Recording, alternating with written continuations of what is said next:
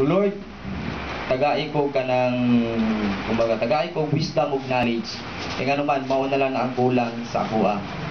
So, ikapilan ako gingnan nga, kuy, kanus apa man ka magmatngon. Maging ana ba? Sa kuha. So, every morning, magmata ko, wala lang. So, matulog ko, walang gihapon, wala lang. So, kani siya, related gihapon isa sa kuhang topic karon. But, maghatag lang ko gamay nga kanang, kumbaga, kanang sa kuhang sarili nga, maano lang gihapon ako na siya. So, yung ani, so, how to shine before men.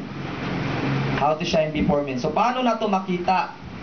Paano na to mapakita sa tuwang sarili nga naging, kumbaga, nag-shine ta. So, yung ana. So, kitang tanan, naanatay, kumbaga, light na tang tanan. Light na ta. Sa tubangan sa Ginoo. So, ang pangutana, paano ta mag-shine? Okay. So, paano ta maging asin? Okay, kani siya nga, kumbaga, kani siya nga message is dugay na kaini.